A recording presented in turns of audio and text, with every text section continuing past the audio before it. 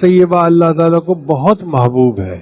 حدیث مبارکہ میں ہے کہ باقی اعمال کو تو فرشتے آسمان پہ لے کے جاتے ہیں، کلمہ خود ہی پرواز کرتا ہے۔ الیہ یصعد الکلم الطیب والعمل الصالح یرفعہ۔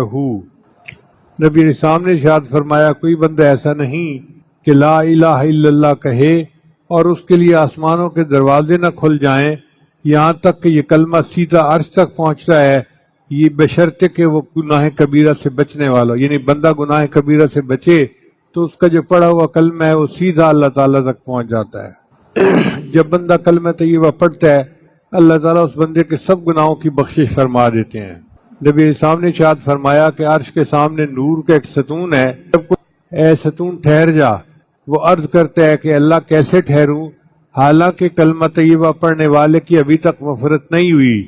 چنانچہ اللہ تعالیٰ فرماتے ہیں اچھا میں نے اس کی مغفرت کر دی تو وہ ستون ٹھہر جاتا ہے۔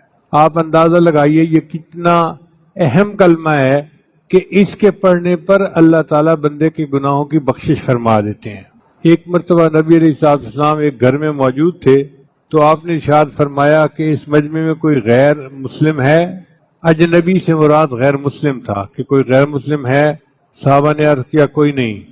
ارشاد فرمایا کواڑ بند کر دو، دروازہ بند کر دو۔ اس کے بعد ارشاد فرمایا ہاتھ اٹھاؤ اور کہو لا الہ الا اللہ۔ تو سب صحابہ نے ہاتھ اٹھائے اور پڑھا لا الہ الا اللہ، پڑھتے رہے۔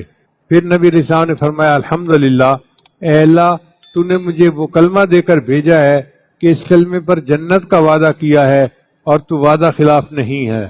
اس کے بعد حضور صلی اللہ علیہ وسلم نے ہم سے ارشاد فرمایا کہ خوش ہو جاؤ اللہ نے تمہاری مغفرت فرما دی۔ نہیں، یہ کلمہ اتنا عظیم ہے کہ نبی علیہ السلام نے کلمہ پڑھایا اور پھر خوشخبری دی جنت کی ان سب لوگوں کو۔ کلمہ طیبہ ایمان کی تازگی کا سبب ہے، چنانچہ نبی صلی اللہ علیہ وسلم نے فرمایا جددوا ایمانکم، اپنے ایمان کی تجدید، اپنے ایمان کو رینیو کرتے رہا کرو۔ تو صحابہ کہتے ہیں ہم نے کویسچن کیا اے اللہ کے رسول کیف، ہم کیسے کریں؟ فرمایا اکثر من قول لا الہ الا اللہ، فرمایا کہ تم لا الہ پڑھتے رہا کرو، تمہارا ایمان تجدید یعنی رینیو ہوتا جائے گا، تازہ ہوتا جائے گا۔ تو یہ کلمہ انسان کے ایمان کو تازہ کر دیتا ہے۔ پھر کلمہ طیبہ جنت کی کنجی ہے۔ نبی صاحب نے فرمایا مفاتیح الجنت شہادت اللہ الہ الا اللہ، کہ لا الہ الا اللہ کہنا یہ جنت کی کنجی ہے۔ پھر مومن کی زندگی کا اول اور آخر کلمہ طیبہ، جب بچہ بولنا شروع کرتا ہے تو اس کو اللہ کا نام کہلوانا چاہیے اور ماں باپ کو چاہیے کہ کلمہ پڑھنا سکھائیں تاکہ زندگی کی ابتدا کلمے سے ہو۔ اسی طرح جب کوئی بندہ دنیا سے فوت ہونے لگتا ہے آخری وقت میں نبی صلی اللہ علیہ وسلم نے فرمایا اس کو کلمہ پڑھاؤ، کلمے کی تلقین کرو۔ اب اگر وہ مرتے وقت بھی کلمہ پڑھ لیتا ہے اور اس نے شروع میں بھی کلمہ پڑھا تھا تو پوری زندگی کے گناہ اللہ اس کی وجہ سے معاف فرما دیتے ہیں، کیونکہ اس نے شروع میں اور آخر میں کلمہ پڑھا ہوتا ہے۔ کہ اللہ تعالیٰ کے حبیب صلی اللہ علیہ وسلم نے ارشاد فرمایا کہ لیس من عبد یقول لا الہ الا اللہ مئۃ مرہ الا بعثہ اللہ تعالی یوم القیامت ووجہہ کالقمر لیلۃ البدر، کہ جو بندہ دن میں 100 مرتبہ لا الہ الا اللہ کا ذکر کرتا ہو اللہ تعالیٰ قیامت کے دن اس کو اس حال میں کھڑا کریں گے کہ اس کا چہرہ 14ویں رات کے چاند کی طرح چمکتا ہوگا۔ آپ اندازہ لگائیے یہ کتنی عظیم عبادت ہے۔ دن میں 100 مرتبہ پڑھنا تو بہت چھوٹا سا عمل ہے۔ ہر نماز کے بعد ہم 20 مرتبہ پڑھنے کا اگر معمول بنا لیں تو بھی 100 مرتبہ ہو سکتا ہے، یا صبح و شام میں کوئی وقت نکال کے 100 مرتبہ پڑھ لیں، یا دفتر آتے جاتے گاڑی میں بیٹھے ہوئے 100 مرتبہ پڑھنے کا معمول بنا لیں تو ہمارا چہرہ قیامت کے دن 14ویں رات کے چاند کی طرح منور ہوگا۔ پھر ایک حدیث میں آتا ہے کہ جو بندہ 70,000 مرتبہ کلمہ پڑھتا ہے اللہ اس کے گناہوں کو معاف کر دیتا ہے۔ ہمارے اکابرین اپنے لیے اپنی زندگی میں 70,000 مرتبہ کلمہ پڑھنے کا نصاب پورا کرتے تھے۔ امام قرطبی رحمۃ اللہ علیہ ایک بڑے مفسر ہیں، وہ فرماتے ہیں کہ ایک نوجوان تھا جو ذاکر شاغل تھا اور اس کے بارے میں لوگ کہتے تھے جی کہ یہ بڑا صاحب کشف ہے، جنت اور جہنم کی باتیں بتاتا ہے۔ فرماتے ہیں لیکن مجھے تردد تھا کہ پتہ نہیں ٹھیک ہے یا نہیں۔ ایک دن ایک مجلس میں وہ بیٹھا تھا، اچانک اس نے چیخ ماری اور کہنے لگا کہ میری والدہ کو جہنم کا عذاب ہو رہا ہے، اب اس کو پسینے آ رہے ہیں اور وہ بے ہوش ہوتا جا رہا ہے۔ امام قرطبی فرماتے ہیں میں نے اپنے دل میں سوچا کہ میں نے 70,000 مرتبہ کلمے کا نصاب کئی مرتبہ پڑھا ہے، اگر میں ایک نصاب اس کی والدہ کو بخش دوں تو میرا تو نقصان نہیں، اس کی والدہ کا فائدہ ہو جائے گا۔ فرماتے ہیں کہ میں نے اپنے دل میں نیت کر لی اور میرے سوا اور اللہ کے سوا کوئی نہیں جانتا تھا کہ میں نے یہ عمل کیا۔ جیسے ہی میں نے 70,000 والا نصاب اس کی والدہ کو بخشا، وہ ٹھیک ہو کے بیٹھ گیا اور کہنے لگا اللہ نے میری والدہ کے عذاب کو ختم کر دیا اور اس کو جنت عطا فرما دی۔ امام قرطبی رحمۃ اللہ فرماتے ہیں اس سے مجھے دو فائدے ہوئے، ایک تو 70,000 مرتبہ کلمہ پڑھنے پر بخشش کا جو خوشخبری ہے اس کا یقین ہو گیا، اور دوسرا یہ یقین ہو گیا کہ یہ نوجوان جھوٹا نہیں، یہ نوجوان سچا ہے۔ کلمہ طیبہ اللہ کے عذاب سے امن ہے۔ چنانچہ نبی صلی اللہ علیہ وسلم نے حضرت جبرائیل علیہ السلام سے نقل فرمایا کہ اللہ تعالیٰ کا ارشاد ہے کہ میں ہی اللہ ہوں، میرے سوا کوئی معبود نہیں، لہذا میری ہی عبادت کیا کرو۔ جو شخص تم میں سے اخلاص کے ساتھ لا الہ الا اللہ کی گواہی دیتا ہوا آوے گا وہ میرے قلعے میں داخل ہو جائے گا، اور جو میرے قلعے میں داخل ہوگا وہ میرے عذاب سے بچ جائے گا۔ تو لا الہ الا اللہ کا پڑھنا اللہ تعالیٰ کے عذاب سے بندے کو بچا دیتا ہے۔ پھر کلمہ طیبہ ابلیس کے لیے باعث ہلاکت ہے۔ حدیث مبارکہ میں ہے کہ ابلیس نے کہا اہلکت الناس بالذنوب، میں نے لوگوں کو گناہوں کے ذریعے سے ہلاک کیا، وَأَهْلَكُونِي بِلَا إِلَهَ إِلَّا اللَّهُ وَالْإِسْتِغْفَارِ، انہوں نے مجھے لا الہ الا اللہ پڑھ کر اور استغفار پڑھ کر انہوں نے مجھے ہلاک کر دیا۔ یعنی یہ لا الہ الا اللہ پڑھنا ابلیس کے لیے باعث ہلاکت ہے۔ پھر کلمہ طیبہ موت کی تکلیف سے آسانی کا باعث ہے، اس لیے جب کوئی بندہ وفات کے قریب ہوتا ہے تو آخری وقت میں اس کے قریب لا الہ الا اللہ پڑھتے ہیں اور اس کو تلقین کرتے ہیں، کیونکہ کلمہ پڑھنے سے اللہ تعالیٰ موت کی تکلیف کو آسان فرما دیتے ہیں۔ پھر کلمہ طیبہ قبر کی وحشت سے نجات کا باعث ہے۔ جو بندہ کلمہ طیبہ پڑھنے والا ہوگا اللہ تعالیٰ اس کو قبر کے عذاب سے معاف فرما دیں گے۔ کلمہ طیبہ بندے کو صدیقین اور شہداء کے مقام تک پہنچاتا ہے۔ نبی علیہ السلام کے پاس ایک آدمی آیا، عرض کیا میں نے لا الہ الا اللہ کی گواہی دی، نمازیں پڑھتا ہوں، رمضان کے روزے رکھتا ہوں اور زکوٰۃ ادا کرتا ہوں۔ نبی علیہ السلام نے فرمایا جو بندہ ان اعمال پر ہے تو وہ صدیقین اور شہداء میں سے ہوگا، یعنی کلمہ کا ذکر کرنے والا قیامت کے دن اللہ اس کو صدیقین اور شہداء کے ساتھ درجہ عطا فرمائیں گے۔ پھر کلمہ طیبہ 99 دفتروں سے بھاری ہوگا۔ حدیث مبارکہ میں ہے قیامت کے دن اس امت کا ایک گناہ گار ہوگا جس کے گناہ بہت زیادہ ہوں گے، 99 دفتر گناہوں کے ہوں گے۔ اس کی مثال ایسے سمجھیں کہ جیسے آپ کسی سبجیکٹ کے نوٹس بناتے ہیں، ایک کاپی ختم ہو جاتی ہے تو پھر دوسری کاپی، پھر تیسری کاپی، پھر چوتھی کاپی، اس کے بھی گناہ اتنے ہوں گے کہ گناہ لکھتے لکھتے 99 رجسٹر گناہوں کے بن جائیں گے۔ اتنا بڑا گناہ گار ہوگا اس امت کا، اس کے ایک پلڑے میں 99 دفتر رکھ دیے جائیں گے اور دوسرے میں اس کے اعمال رکھ دیے جائیں گے، تو اعمال تھوڑے ہوں گے اور رجسٹر کا جو بوجھ ہوگا زیادہ ہوگا، تو وہ بندہ سمجھے گا کہ اب میری پکڑ ہو جائے گی۔ اللہ فرمائیں گے میرے بندے میں کسی پر ظلم نہیں کرتا، تیرا ایک عمل ہمارے پاس باقی ہے، ہم تجھے وہ دیتے ہیں۔ چنانچہ فرشتہ بطاقہ، کاغذ کی پرچی جو ہوتی ہے نا، چھوٹی سی پرچی، اس کو بطاقہ کہتے ہیں عربی میں، وہ بطاقہ لا کے دے گا، وہ کہے گا یا اللہ 99 دفتر کے مقابلے میں یہ کاغذ کی پرچی کیا حیثیت رکھتی ہے؟ اللہ فرمائیں گے کہ تو اس کو اپنی نیکی کے پلڑے میں تو ڈال۔ جب وہ پلڑے میں ڈالے گا وہ اتنی بھاری ہوگی کہ اس کا نیکیوں کا پلڑا جھک جائے گا اور گناہوں کا پلڑا ہلکا ہو جائے گا۔ تو حیران ہو کر پوچھے گا کہ اس پرچی پر کیا لکھا ہوا تھا؟ اس کے اوپر لکھا ہوگا لا الہ الا اللہ محمد الرسول اللہ، یعنی کلمہ اس نے پڑھا ہوگا، یہ کلمہ 99 دفتر گناہوں سے زیادہ بھاری ہو جائے گا قیامت کے دن۔ پھر کلمہ طیبہ ایمان کا سب سے اہم شعبہ ہے۔ نبی صاحب نے فرمایا کہ ایمان کے 70 شعبے ہیں اور ان میں سے سب سے اول شعبہ وہ لا الہ الا اللہ کہنا ہے۔ پھر کلمہ طیبہ شفاعت نبوی کا سبب ہے۔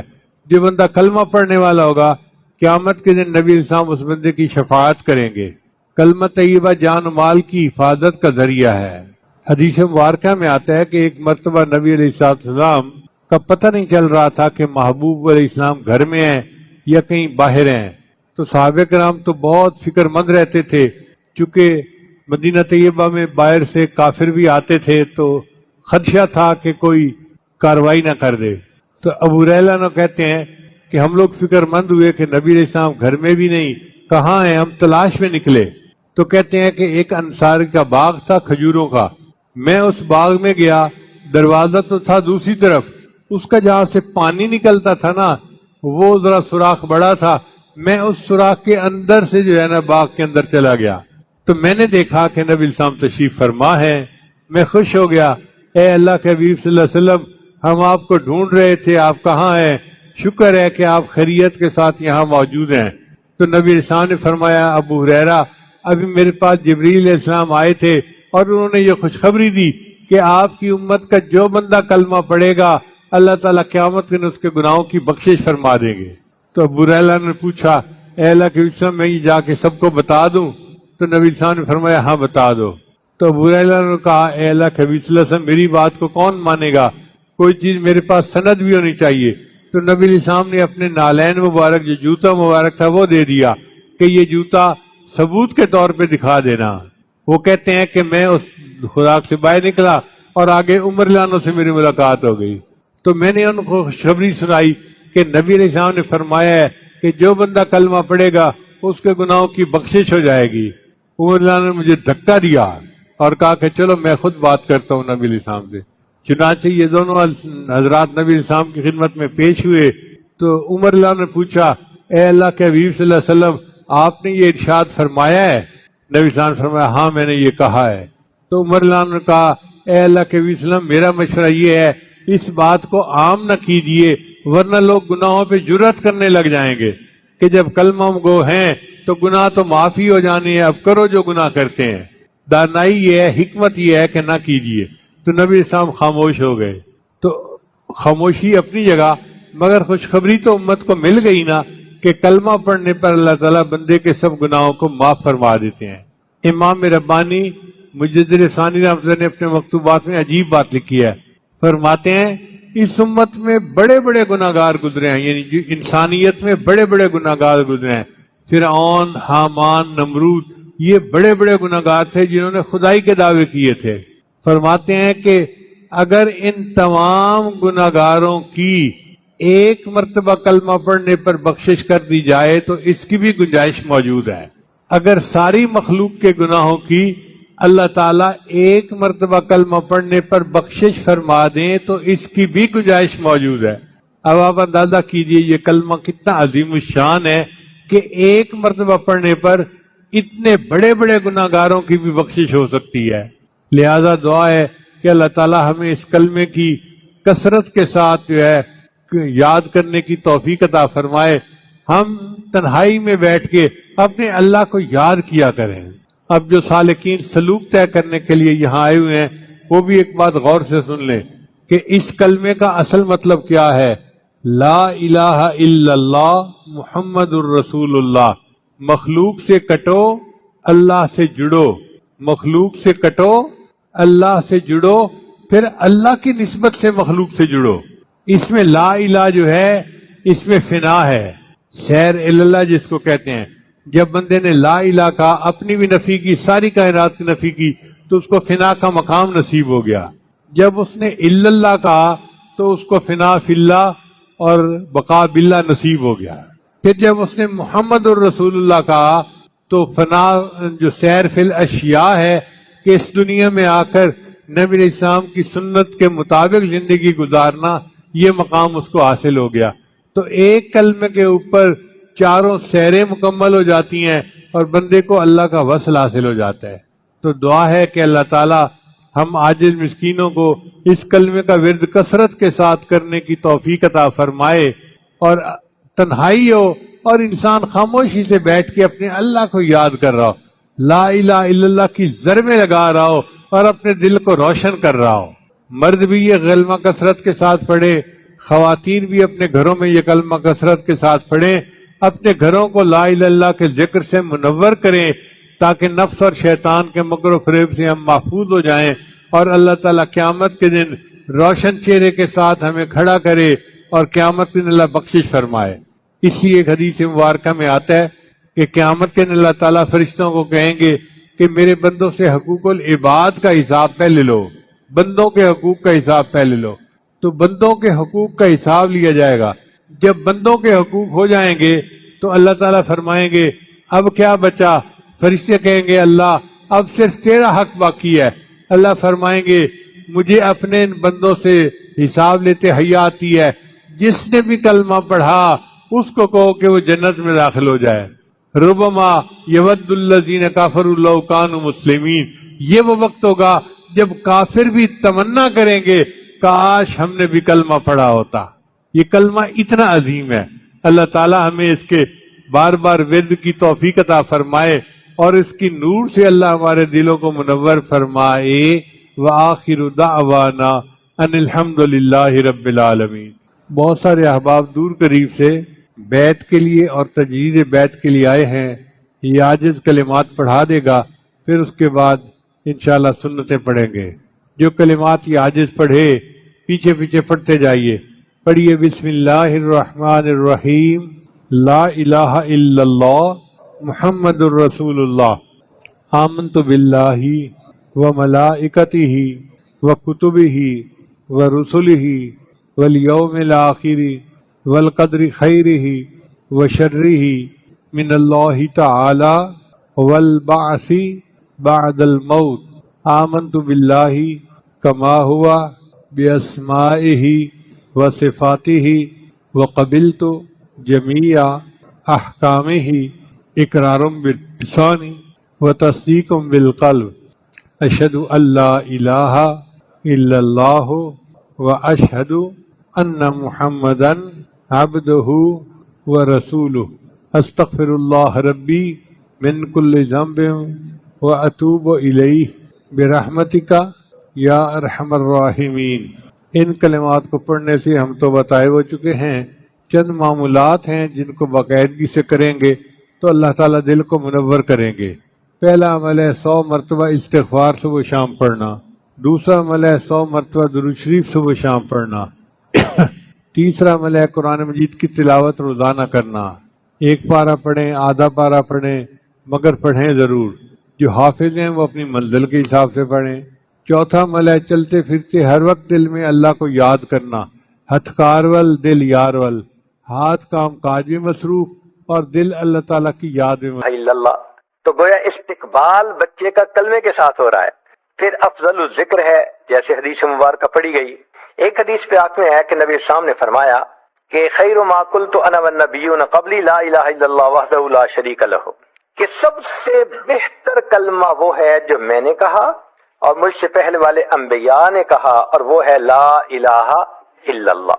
اور یہ احسن الحسنات، نیکیوں میں بہترین نیکی ہے۔ چنانچہ ایک صحابی فرماتے ہیں کہ میں نے پوچھا اے اللہ کے نبی صلی اللہ علیہ وسلم، لا الہ الا اللہ من الحسنات، یہ کلمہ کیا نیکیوں میں سے ہے؟ قال، نبی اسلام نے فرمایا ہے یہ احسن الحسنات، یہ نیکیوں میں سے بہترین نیکی ہے، یہ اعلیٰ شعب الایمان ہے۔ نبی اسلام نے فرمایا الایمان بضع و سبعون شعبہ، کہ ایمان کے 70 سے اوپر شعبے ہیں، ان میں سے سب سے اعلیٰ لا الہ الا اللہ، اور جو ادنا ہے وہ اماطۃ الاذی عن الطریق ہے۔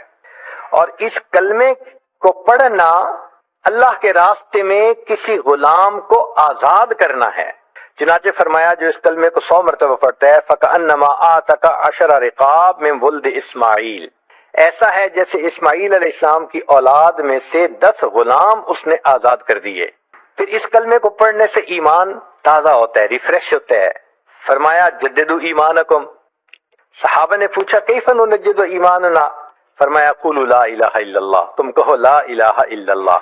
اور یہ کلمہ جب انسان پڑھتا ہے تو کلمہ پردوں کو، سب پردوں کو چاک کرتے ہوئے سیدھا اللہ تعالیٰ تک پہنچتا ہے۔ عبداللہ ابن عمر رضی اللہ عنہ اس کے راوی ہیں، فرماتے ہیں کہ نبی اسلام نے فرمایا لا الہ الا اللہ لیس لہا دون اللہ حجاب حتی تصل الیہ، کہ کلمے اور اللہ کے درمیان جتنے پردے ہیں سب پھٹ جاتے ہیں، کلمہ اپنے رب تک پہنچ جاتا ہے۔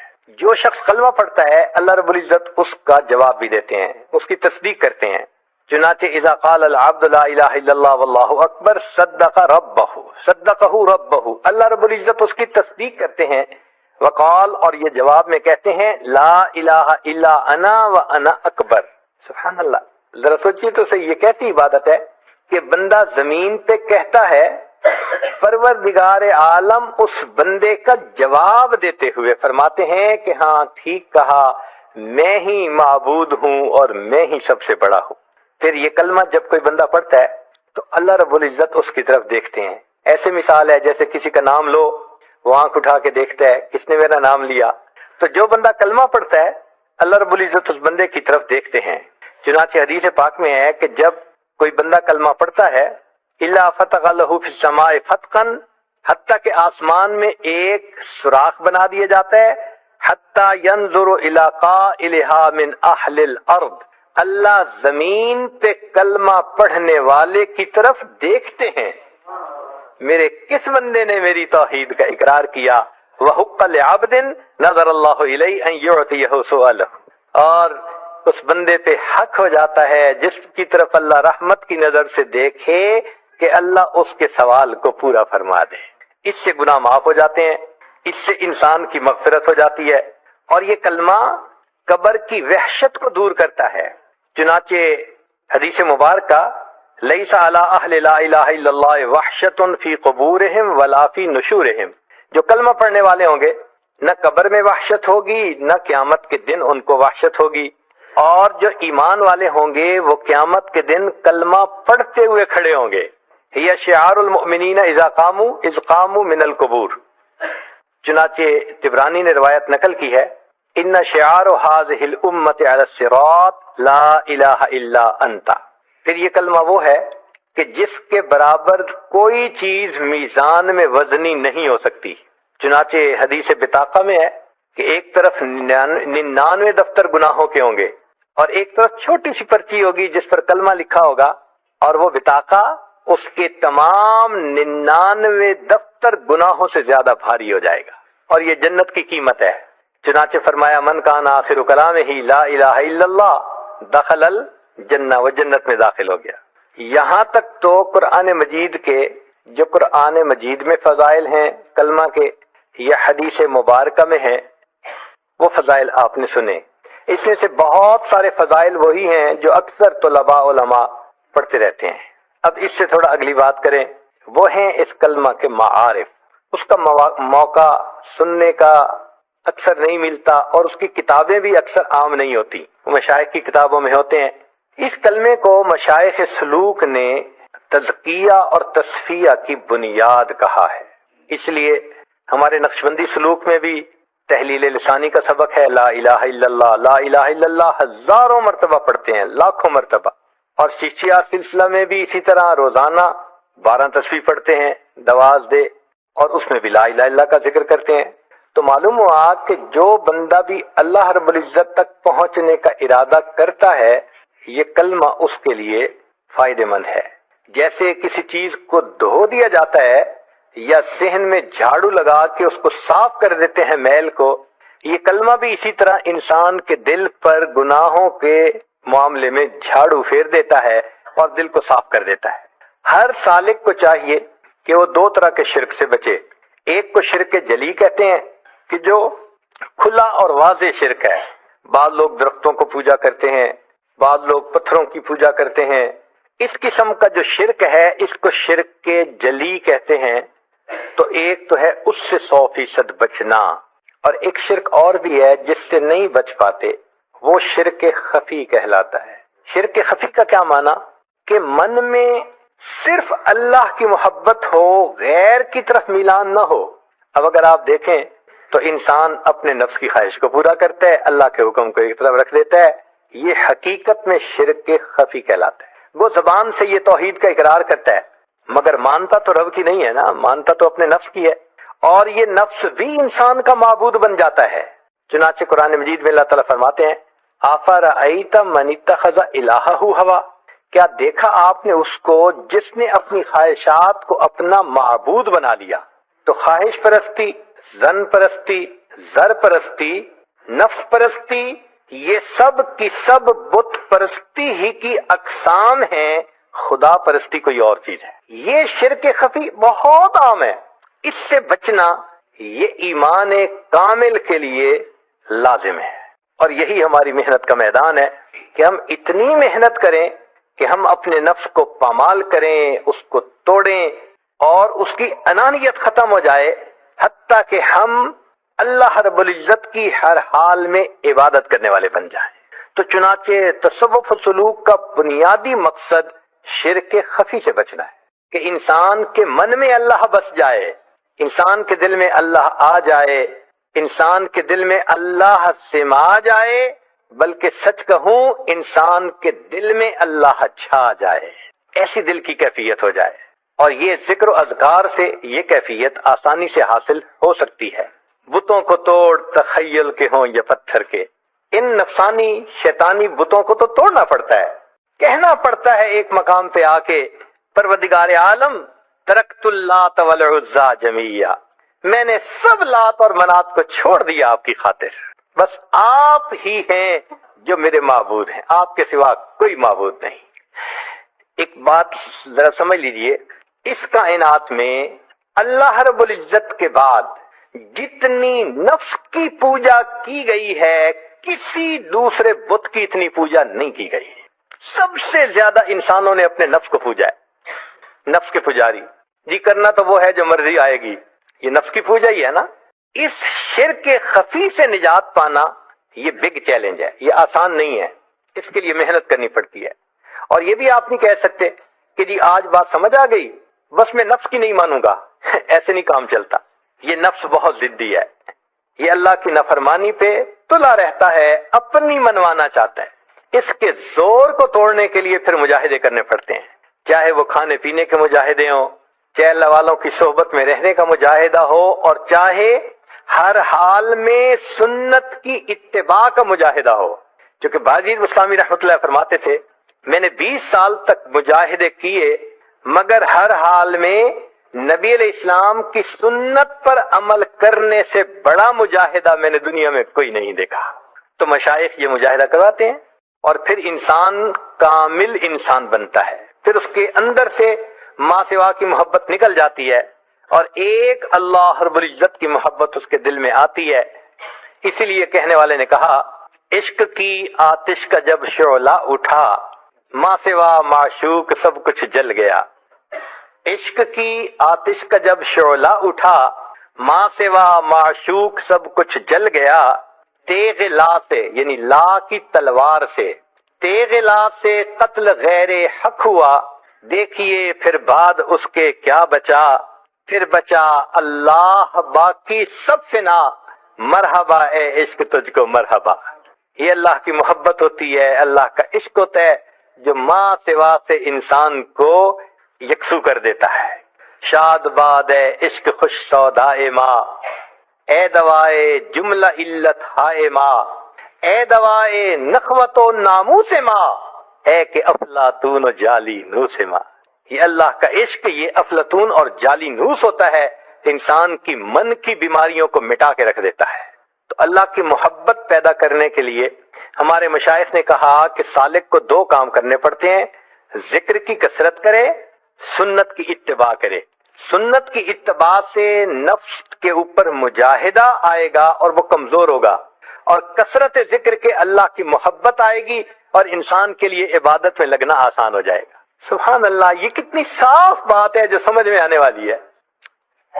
اب یہاں تک کہ جو معارف تھے یہ بھی سمجھ میں آنے والے تھے، اس سے تھوڑا اگلی بات بھی سمجھ لیجئے کہ اللہ رب العزت سے 2 انبیاء کا تعلق بہت خاص، ویسے تو سب کا خاص تھا لیکن خاص میں سے بھی خاص۔ ایک کو اللہ رب العزت نے اپنا خلیل بنایا اور دوسرے کو اللہ رب العزت نے اپنا حبیب بنایا۔ ایک تھے سیدنا ابراہیم علیہ السلام، ان کو خلت ملی، اور ایک تھے سیدنا رسول اللہ صلی اللہ علیہ وسلم، ان کو محبوبیت ملی۔ یہ 2 خصوصی مقام ہیں رب کریم کی طرف سے۔ خلیل کہتے ہیں دوست کو، یہ لفظ قرآن مجید میں بھی استعمال ہوا، اس لیے جو لوگ برے دوست بناتے ہیں قیامت کے دن جب ان پر حقیقت کھلے گی کہیں گے یا لیتنی لم اتخذ فلانا خلیلا، اے کاش میں نے فلاں کو دوست نہ بنایا ہوتا۔ اور یہ خلیل کا لفظ احادیث میں بھی یعنی استعمال ہوا۔ نبی اسلام نے فرمایا لو کنت متخذی خلیلا لاتخذت ابا بکر خلیلا، اگر میں نے دنیا میں کسی کو دوست بنانا ہوتا میں ابو بکر کو دوست بناتا، مگر میرا دوست تو فقط اللہ ہے۔ ایک جگہ پر نبی علیہ السلام نے فرمایا المرء علی دین خلیلہ فلینظر احدکم من یخالل، کہ انسان بندہ اپنے دوست کے دین پر ہوتا ہے۔ تو یہ خلیل کا لفظ قرآن و حدیث کے اندر استعمال ہوا نظر آتا ہے۔ ایک ہے لفظ محبوبیت کا، یہ بھی قرآن مجید میں استعمال ہوا اور حدیث پاک میں استعمال ہوا، جیسے فرمایا کہ قل ان کنتم تحبون اللہ فاتبعونی یحببکم اللہ، اللہ تم سے محبت کریں گے، تم اللہ کے محبوب بن جاؤ گے۔ اور حدیث مبارکہ میں ہے، چنانچہ جب نبی علیہ السلام معراج پر تشریف لے گئے تو رب کریم نے فرمایا یا محمد صلی اللہ علیہ وسلم سل تعطا، مانگیے آپ کو عطا کیا جائے گا۔ نبی علیہ السلام نے فرمایا فقال رب انک اتخذت ابراہیم خلیلا، اے اللہ آپ نے تو ابراہیم علیہ السلام کو اپنا خلیل بنا لیا ہے۔ فقال، اللہ رب العزت نے جواب دیا الم اعطک خیرا منہا، اے میرے محبوب کیا میں نے آپ کو اس سے بہتر رتبہ نہیں عطا کیا؟ اتخذتک حبیبا، تمہیں میں نے اپنا محبوب بنا لیا۔ سبحان اللہ۔ تو نبی علیہ السلام اللہ رب العزت کے محبوب۔ اب ایک مقام خلت ہے، ایک مقام محبوبیت ہے۔ ذرا غور کیجئے گا کہ ان دونوں کی آپس کی تفصیلات بھی معلوم کر لیجئے۔ جو خلیل تھے ان کو اللہ نے انسانوں کا امام بنایا، فرمایا انی جاعلک للناس اماما۔ تو جو خلیل تھے وہ کن کے امام بنے؟ انسانوں کے۔ اور جو حبیب تھے ان کو اللہ نے انبیاء کا امام بنایا۔ سبحان اللہ۔ حتیٰ کہ ابراہیم علیہ السلام نے بھی نبی علیہ السلام کے پیچھے نماز ادا فرمائی۔ پھر دیکھیے کہ خلیل کے بارے میں اللہ تعالی ارشاد فرماتے ہیں وَكَذَلِكَ نُرِي إِبْرَاهِيمَ مَلَكُوتُ السَّمَاوَاتِ وَالْأَرْضِ۔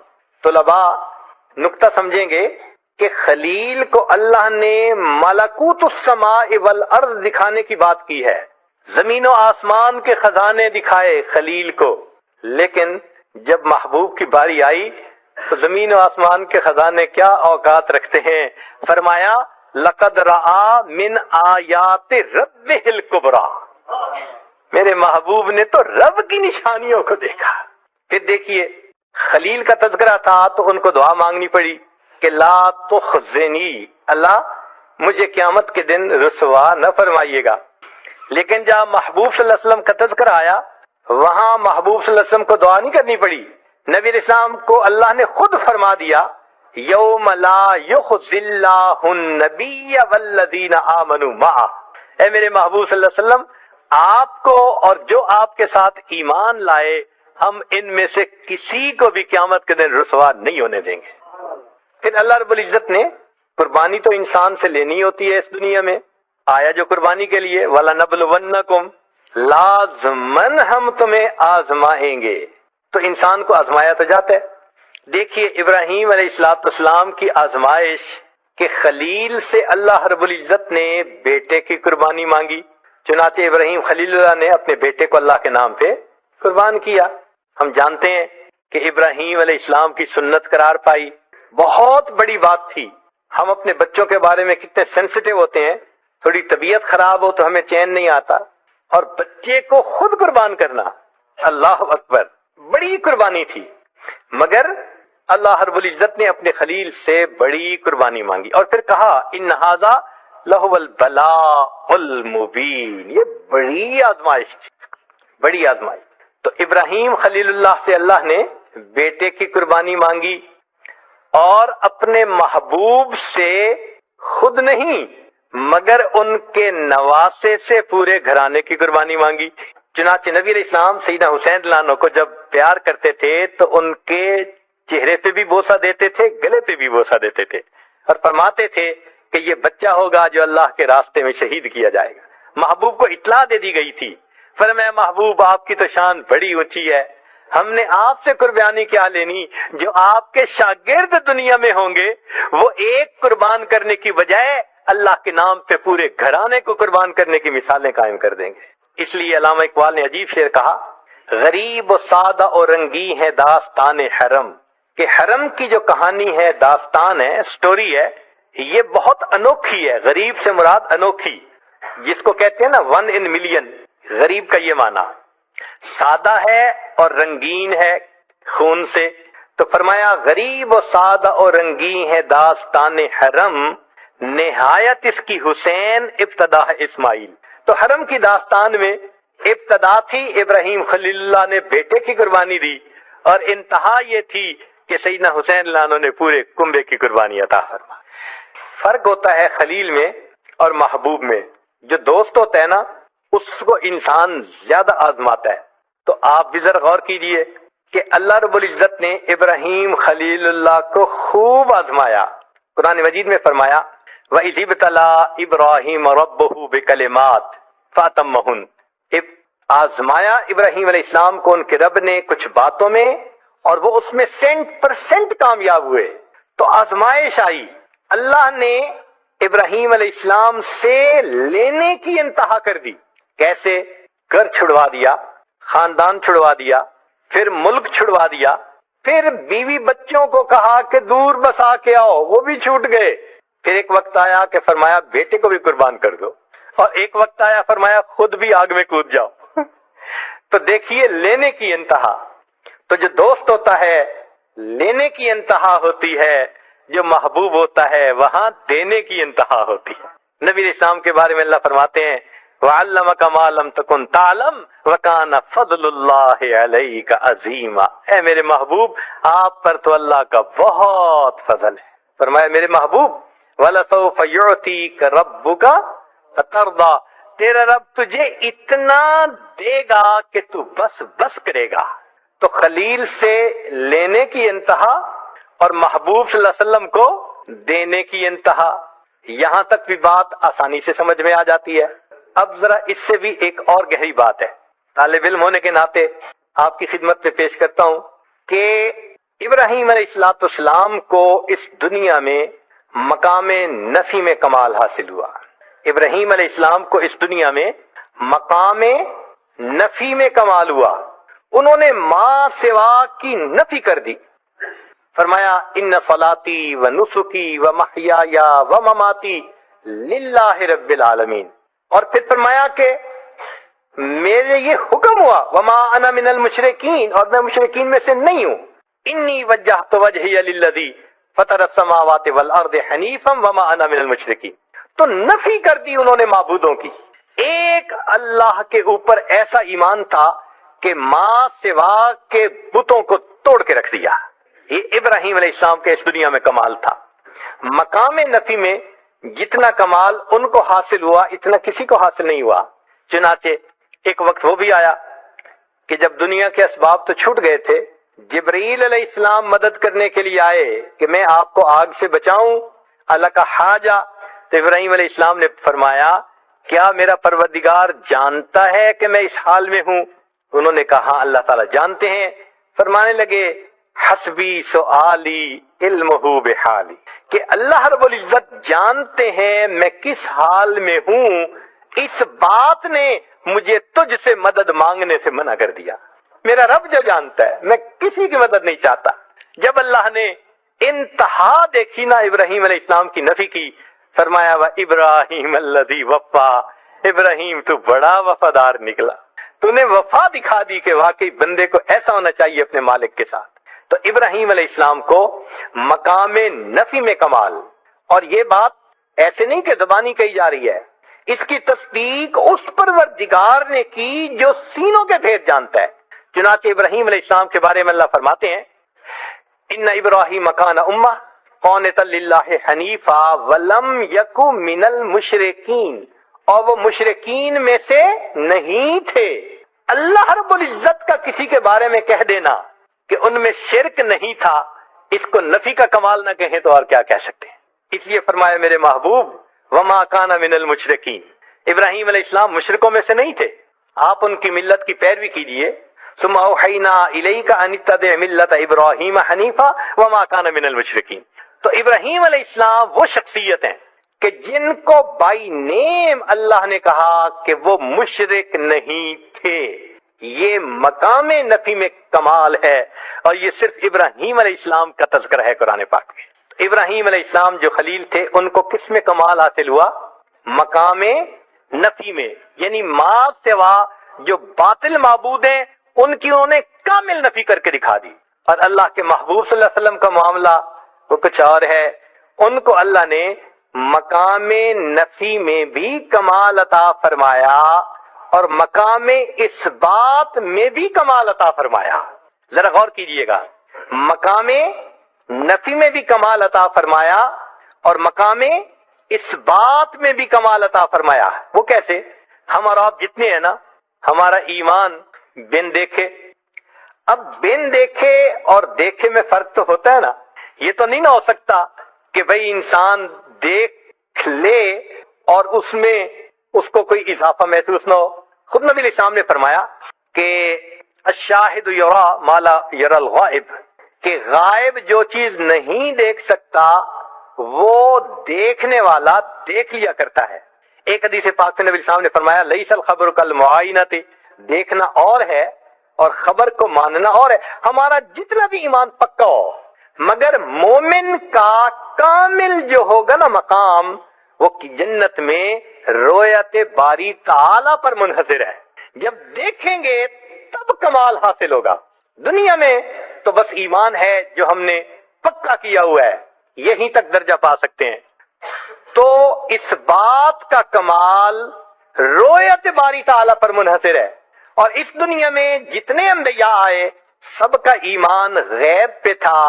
ایک اللہ کے حبیب صلی اللہ علیہ وسلم ہی ایسے ہیں جنہیں اللہ نے دنیا میں معراج پہ بلا کے اپنا دیدار عطا فرما دیا. اس لیے نبی علیہ السلام کو اس بات میں بھی کمال حاصل ہو گیا. تو خلیل کو مقام نفی میں کمال حاصل ہوا اور محبوب صلی اللہ علیہ وسلم کو نفی میں بھی اور اس بات میں بھی کمال حاصل ہوا. یہ اللہ رب العزت نے اپنے محبوب صلی اللہ علیہ وسلم پر نعمت عطا فرما دی. یہاں تک بھی بات سمجھ میں آتی ہے. ایک نقطہ اور کہ ابراہیم علیہ السلام کے بارے میں ایک درود شریف ہے جو ہم نماز میں پڑھتے ہیں. اللہم صلی علی محمد وعلی آل محمد کما صلیت علی ابراہیم وعلی آل ابراہیم انک حمید مجید.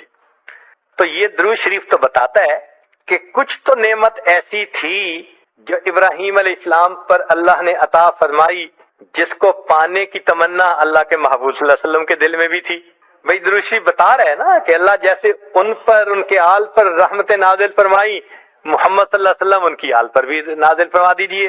تو کچھ تو ہے نا اندر کہ جس کو طلب ہے دل میں، تمنا ہے دل میں. تو بھئی کیا تھا؟ یہ نقطہ جلدی سمجھ میں نہیں آتا. چلیں کچھ سادے لفظوں میں کھولنے کی کوشش کرتے ہیں.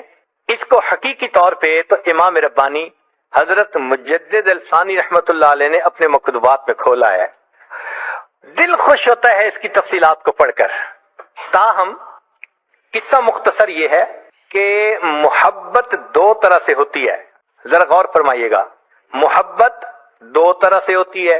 ایک کو کہتے ہیں محبت ذاتی، کہ ذات سے محبت ہو، جیسے ماں کو بیٹے سے ہوتی ہے. اپنے بیٹے سے ہر ماں کو محبت، معذور ہو، کمزور ہو، شکل رنگ کا جیسا بھی ہو، ماں کو محبت ہے. یہ محبت ذاتی کہلائیں گے. اور ایک محبت صفاتی ہوتی ہے کہ صفات کی وجہ سے محبت کا ہونا. ہمیں بھی کوئی خوبصورت بیبی مل جائے، ہم اس کو پیار کرتے ہیں، محبت کا اظہار کرتے ہیں. کیوں؟ خوبصورت ہوتا ہے. اور جو بچہ لکھا پڑھا صفات والا ہو وہ سب کو اچھا لگتا ہے. تو معلوم ہوا کہ محبت کے دو انداز ہوتے ہیں. ایک انداز کو کیا کہتے ہیں؟ محبت ذاتی. اور دوسرے انداز کو کیا کہتے ہیں؟ محبت صفاتی. یہ دو الگ الگ انداز ہیں. اب ذرا غور کیجئے گا. اللہ رب العزت کو اپنے محبوب صلی اللہ علیہ وسلم سے بھی محبت تھی، مگر وہ محبوبیت ذاتی تھی، ذات سے محبت تھی. اللہ کو اپنے حبیب صلی اللہ علیہ وسلم تھے. تو محبت ذاتی تھی نبی علیہ السلام سے، اور ابراہیم علیہ السلام سے بھی محبت تھی، مگر وہ محبت صفاتی تھی. محبت کیا تھی؟ صفاتی تھی۔ یہاں تک بات سمجھ میں آ گئی کہ نبی علیہ السلام سے بھی محبت تھی، مگر یہ محبت کیا تھی؟ محبوب آپ کو پیدا نہ کرنا ہوتا تو میں کائنات کو بھی پیدا نہ فرماتا۔ یہ محبت ذاتی تھی۔ اور ابراہیم علیہ السلام سے بھی محبت تھی، اور وہ محبت تو جو محبت ذاتی تھی اس کو محبوبیت کہا، اور جو محبت صفاتی تھی اس کو خلت کہہ دیا۔ اب سنیے کہ نبی علیہ الصلوۃ والسلام پھر درود شریف یہ کیوں پڑھا کرتے تھے؟ وجہ یہ ہے کہ جو ذات سے محبت ہو تو اس بندے کی تمنا یہ ہوتی ہے کہ میرے اندر صفات بھی پوری آ جائیں تاکہ میں کامل ہو جاؤں۔ تو محبوبیت ذاتی والے کی تمنا ہوتی ہے کہ میرے اندر محبوبیت صفاتی بھی کامل آنی چاہیے تاکہ میں کامل محبوب بن جاؤں۔ یہ وہ تمنا تھی اللہ کے نبی علیہ الصلوۃ والسلام کے دل میں، جس وجہ سے فرمایا کرتے تھے اللہم صلی علی محمد وعلی آل محمد کما صلیت علی ابراہیم وعلی آل ابراہیم انک حمید مجید۔ اے اللہ جو محبوبیت صفاتی ان کو عطا فرمائی تھی، اس دنیا میں مجھے بھی اس میں کامل کر دیجئے تاکہ مجھے محبوبیت ذاتی حاصل، میں اس دنیا میں محبوبیت صفاتی بھی حاصل کر کے دنیا سے چلا جاؤں۔ اب ایک اس سے اگلی بات کہ کلمے کے دو حصے ہیں، لا الہ الا اللہ، اس کو کلمہ کہا۔ اس کے دو حصے ہیں، پہلا ہے لا الہ، یہ مقام نفی ہے۔ لا الہ جو دیکھا گیا، سنا گیا، جانا گیا سب اللہ کا غیر ہے، اس کی نفی کرنے کی ضرورت ہے۔ انسان اللہ کو کبھی بھی اپنے دماغ میں نہیں سمجھ سکتا کہ یہ اللہ ہے۔ وہ ہماری سوچوں سے بلند ہے، ہمارے خیالات سے بلند ہے، ہمارے حدود سے بلند ہے۔ تو لا الہ کو کیا کہا؟ مقام نفی کہا۔ اور الا اللہ یہ مقام اس بات ہے کہ ایک اللہ کا اس بات کرنا ہے، تو اس کو نفی اس بات کہتے ہیں۔ لیکن پورا کلمہ ہے لا الہ الا اللہ محمد الرسول اللہ۔ ہمارے مشائخ نے، مشائخ ذکر و سلوک نے، تصوف نے اس کو یوں سمجھایا کہ لا الہ یہ طریقت ہے، لا الہ یہ کیا ہے؟ طریقت ہے، اور الا اللہ یہ حقیقت ہے۔ لا الہ کیا ہے؟ چنانچہ جتنا ذکر و سلوک ہے، اس ذکر و سلوک سے مراد نہ کشف ہیں، نہ کرامات ہیں، نہ خواب ہیں، نہ دعاؤں کا قبول ہونا، نہ مقدموں کا فتح ہونا، نہ دشمن پہ غلبہ ہونا، کوئی مقصد بھی نہیں۔ صرف ایک مقصد ہے کہ من سے سب باطل معبودوں کی محبت ختم ہو جائے۔